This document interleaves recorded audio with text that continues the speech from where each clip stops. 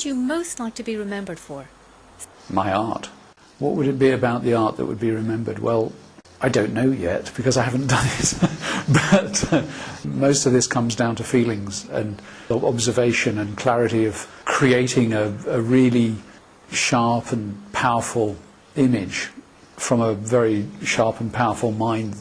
Images that really do something, that's help to promote or catalyse change in some way or other, in a positive way obviously, in making people feel good. I think art can also be a great healer. I'd like to be producing art that actually does that as well. It sounds a bit airy-fairy, but in fact our entire environment is either healing or damaging us all the time. So I think it's very important if you, in your own home, you don't just decorate it with the furniture of the day and hope that IKEA is going to make you feel wonderful in your home. Not that they don't produce good stuff, but it's I think self-expression is becoming so much more important in life, and things that help people to stimulate their own self-expression in their own home, which is a very, very important place for them, are very important. And most homes I go into, they're not really personal. They're neat and cleverly worked out, or all the colours work in the right places and all this kind of stuff.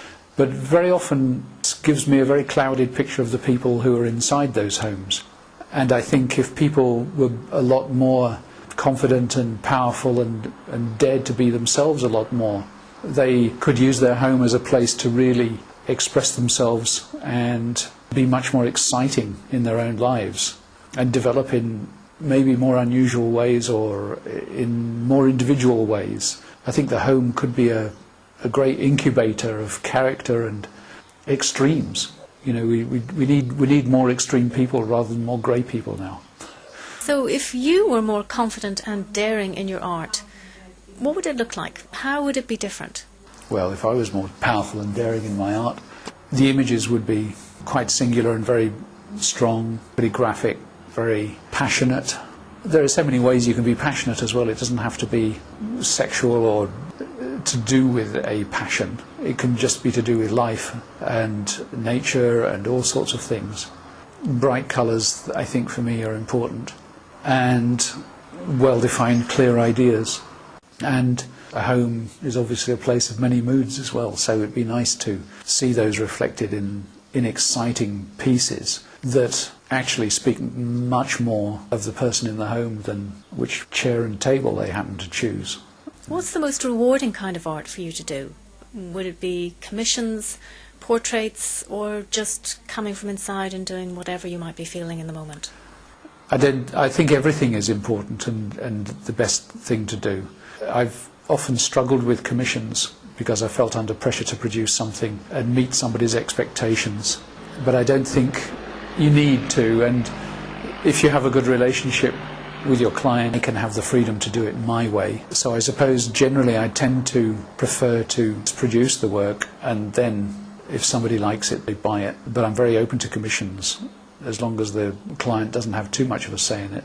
The client makes their own contribution in their own way, from beginning to end actually.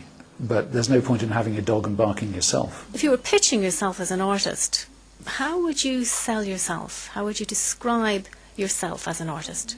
It's funny, isn't it, really? That gets into selling again, and I find that difficult in terms of the art, because the art is just there and I just do it. And it's when I'm trying to impress somebody that the art actually comes out all skewed.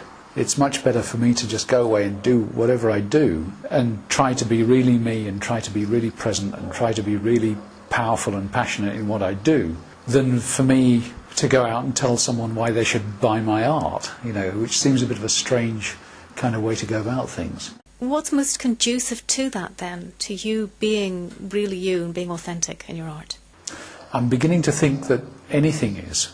Every experience you have, whether it's sitting on a balcony like I am now, or whether it's brushing your teeth or going to the shops or whatever you're doing, there is always something there to communicate and something to be passionate about, strange as it may seem.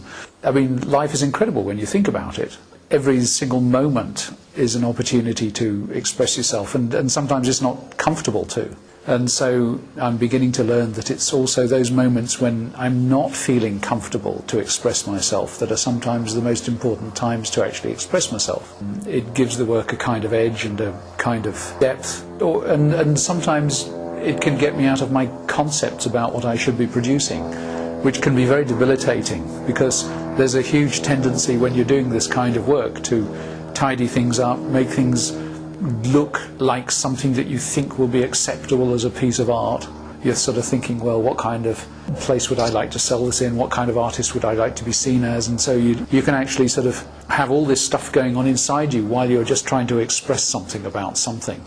And it's all getting in the way. So it's very important to be placed in virtually any situation and just express what's going on. Otherwise, you're always projecting. You're always trying to think of some way to impress, or you're trying to sort of construct or manufacture something rather than just be there and express what's going on for you at the time. As soon as you get into that kind of intellectual process, for me it becomes something else. Becomes graphic design or some kind of engineering, which may be relevant for some people, and I'm sure it is. People do these incredibly complex and very competent pictures, but for me that's not what I'm about in my art.